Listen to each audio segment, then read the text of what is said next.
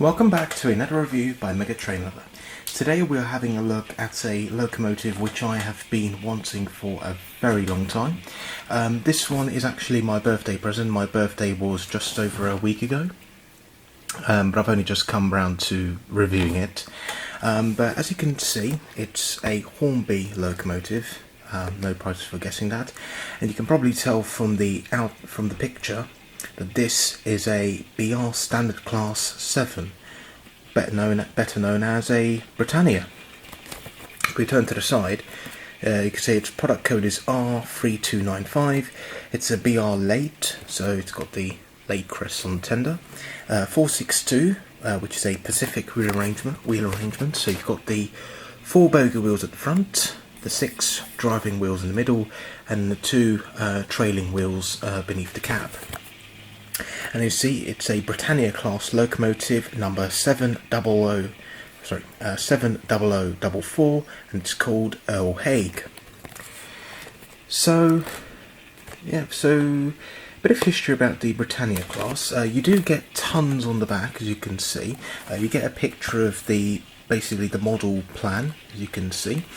So you get a brief history of the entire class, as well as the last paragraph, which shows the history about this particular locomotive. So Earl Haig was introduced into traffic in 1953, and it was allocated to Longsight, and eventually it was transferred to Stockport, which is near Manchester, and it was scrapped in 1968. It was withdrawn 2 years earlier. Now, the bit of history about the class as a whole. So the BR Standard Class 7, or Britannia class, let's just refer to them as a Britannia class. The Britannias were built between January 1951 and September 1954, and these were the very first BR Standard Class locomotives to be built. Now, the BR Standard range consisted of 12 new steam locomotives, which were built with ease of maintenance and also ease of productivity in mind. So basically, these could be used. They were all mixed traffic locomotives, apart from the 9Fs, which obviously the F stands for freight. All the other ones, they were all mixed traffic locomotives. Even though I know 9Fs, they did pull passenger trains quite frequently, but generally speaking, they were freight engines. Anyway, so they were mixed traffic engines, and they were all built on the same principles. So ease of maintenance, ease of use, and these could be used across the entire network because they were all designed to fit within a standard loading gauge. The problem you had with previous locos is they were all locos from the Big Four. They were all built to their own gauge. So the Great Western locomotives, they couldn't run on other lines because they were slightly larger, because the Great Western's loading gauge was more generous than, say, the London North Eastern Railways or the Southern Railways or something. BR standards were built to run across the entire network. So there were 12 types, and the first of them were these. These were the Class 7s. These were built, first and foremost, they were built for express passenger duties, but from the outset they were actually designed as mixed traffic locos. They were used for freight services during their service lives. But obviously it looks more like an express engine. These were in fact the very first Pacifics to ever be officially classified as mixed traffic, because the bullied Pacifics, although they were classified as mixed traffic, the only reason they were was so Bullied could actually build them. Otherwise he wouldn't have, so they could build them during the war. Otherwise Bullied wouldn't have been granted permission if he had referred to them as express locomotives, because obviously express passenger locomotives were prohibited from being built during the war. So these were the first Pacifics that were officially designated as mixed traffic.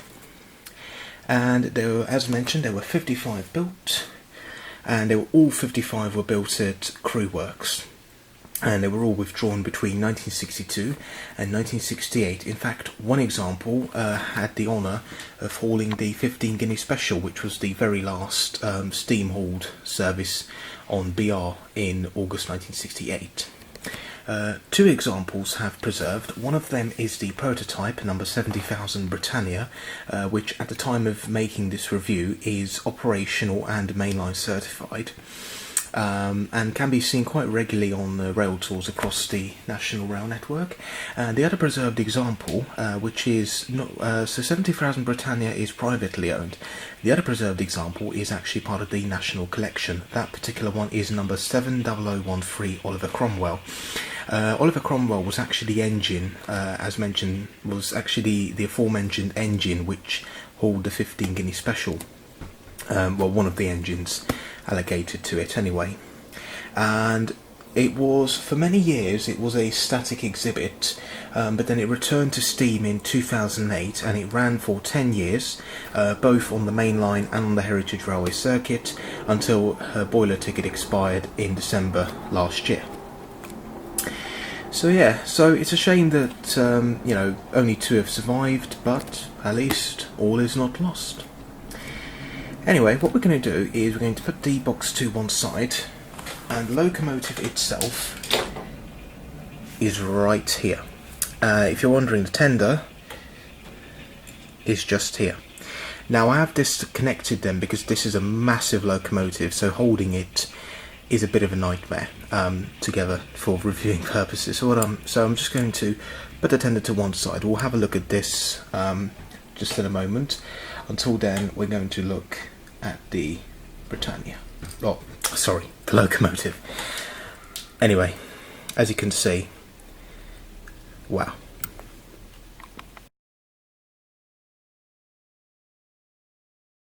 Wow. Just wow. Just like in my review of the Castle class, where I was basically so blown away that I couldn't see anything. Say anything rather. This is the same is happening now. Honestly, this locomotive is magnificent. It's absolutely beautiful. I'll start at the front. So at the front you've got Hornby have captured the look of the BR Standard perfectly. All this detail on the front I have added myself. So this is the brake pipe, the chain link coupling, and the I think this is the steam heating pipe. Not entirely sure, but I think that's what it is. This is all comes in the detail pack. You do get sprung buffers on the front of the locomotive, and there's her nameplate, Earl Haig. So this particular one is one of the Scottish examples which were named after Scottish Earls or Firths. I think these were called. No. Actually, no, I think I've just said something totally wrong. I do apologise. The Scottish examples were named after firths, which are obviously rivers in Scotland. This is one of the examples named after figureheads, Great British figureheads. So Earl Haig. And this is one of the examples that has the handrails on the smoke deflectors, and these were removed on most of the examples, especially the Western region examples, after a serious accident in which happened near Didcot in 1955, where because of these, it's rather ludicrous. Sounds rather ludicrous, but because of the handrails on the smoke deflectors, the driver could not see the distance signal, which was showing a caution aspect, and because of that, the engine derailed on a set of points and overturned on the embankment, and 11 people were killed. So what they did was that they made these hand holes, which were cut into these smoke deflectors. It does sound quite, strange that such a small thing, because it's not. I mean, obviously here it's small, but even in real life, it's not big enough to, obscure the driver's view. But it happened. On the two preserved examples, Britannia still has the handrails, whereas Oliver Cromwell has the hand holes. So Anyway, there's the whistle, which obviously on the Britannias is a chime whistle. It sounds really, really nice. If you'd like to hear what one of these sounds like, look at I'll put a link of my video just here, and that will show Britannia passing the engine house at Highley on a visit to the Severn Valley Railway last year, and you'll hear the whistle there. It sounds perfect. Beautiful. I haven't mentioned the weight. This engine is hurting my arm. Honestly, it's really heavy, which is good for traction. Really, really good for traction. Just look at those wheels. And the valve gear, all that is so intricately detailed. They've even modelled the lubricator rod just there. So that's obviously the lubricator. And then the rod. Wow, that is brilliant. That is a work of art. Honestly, it's beautiful. This is the retooled version, which came out some years ago now, about 10 years ago, I think. But you know, it's still really, really nice. Just look at all this pipe work beneath the cab. This is just amazing. And all the pipe work around the front of the cab, the handrails running along both sides of the boiler, as they safety valves. This is all very delicate, but it's extremely detailed. The rear wheel set, as you can see, has no flanges because this truck, the rear pony truck, is fixed.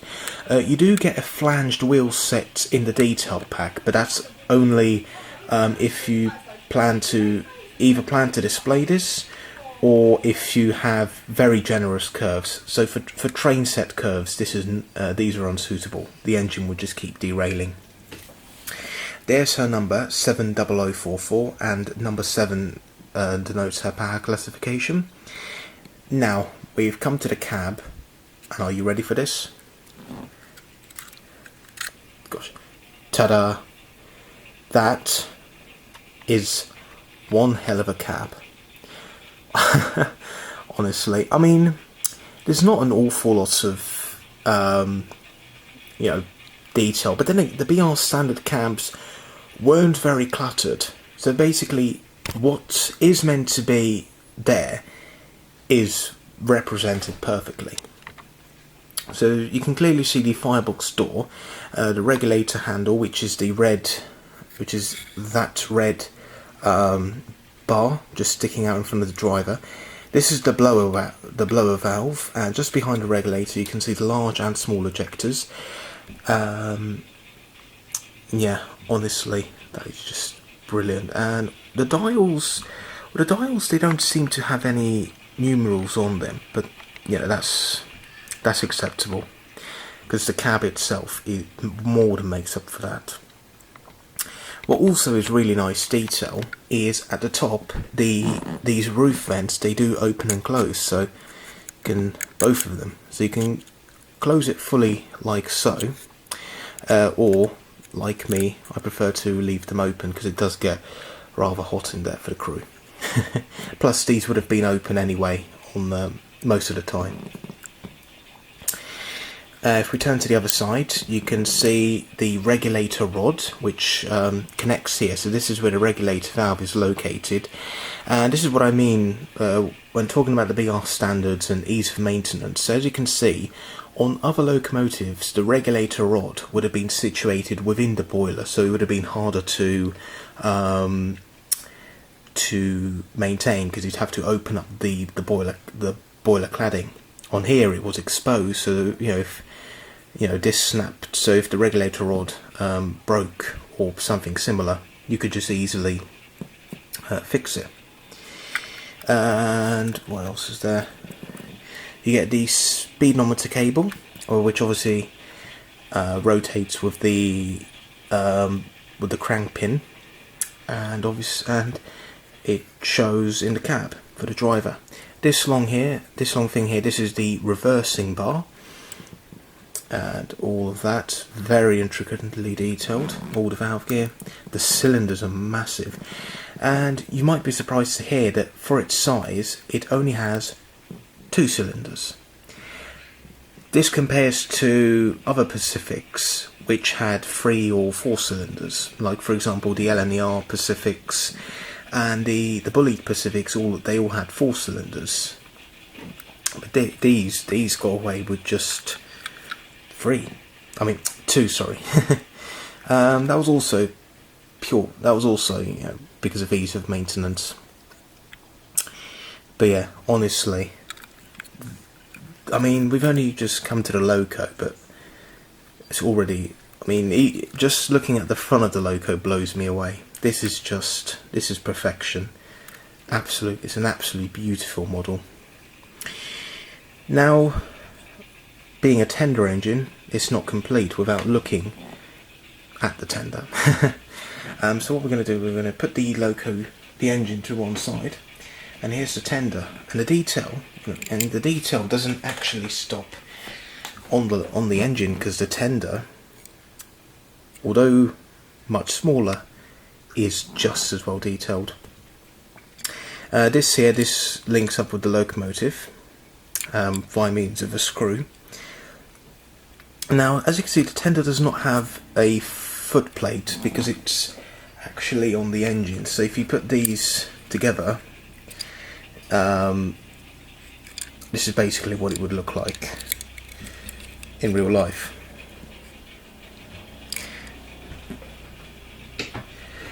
But as you can see, the front of the tender is supremely well detailed. You get all the doors. So this is obviously the tender hopper door. This is the cab locker door. Nowadays, this is where they keep the radio equipment on Britannia.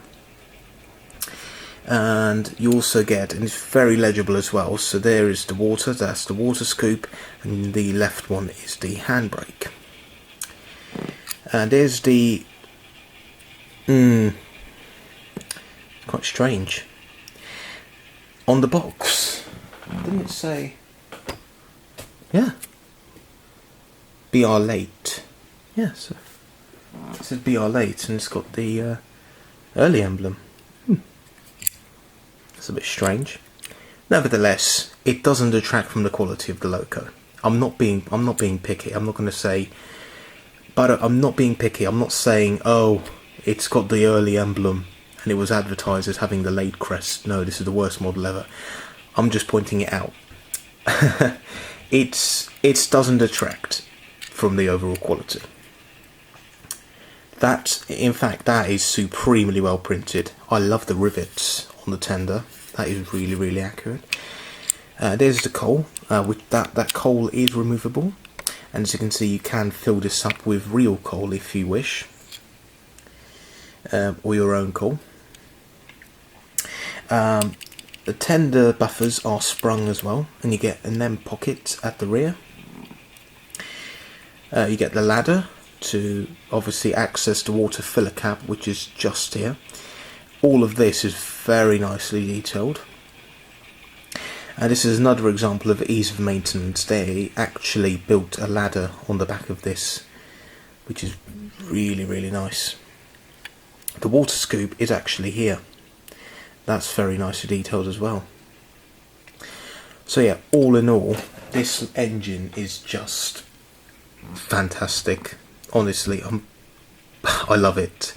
It's such a beautiful, well detailed loco. But what we're going to do is we're going to put it on the track while I'm going to assemble it first, and then we'll see her run.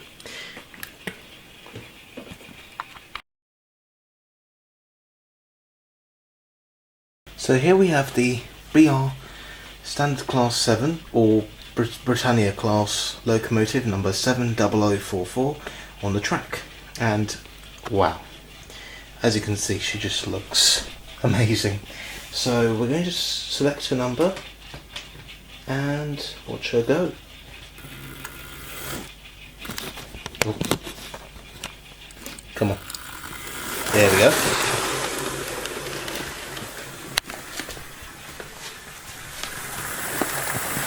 Wow. Okay. Not only does she look good, she runs good as well. Wow. I might need to clean the track a little bit. But otherwise, she's just running so nicely. Wow. There. I mean, her valve gear is just looking superb.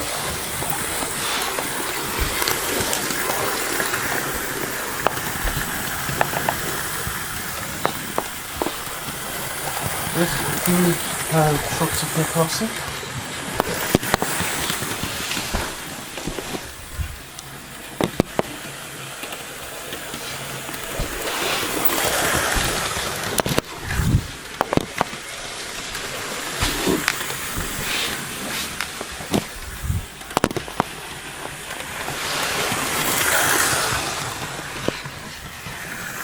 So yeah, as you can see, just all round brilliant runner.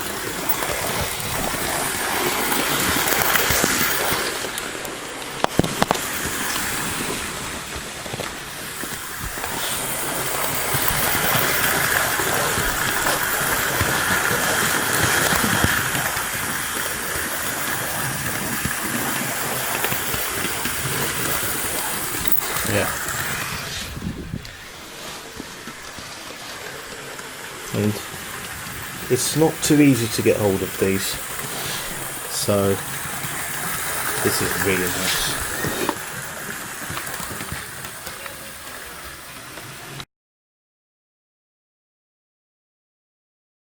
Just to conclude this video, definitely recommend her.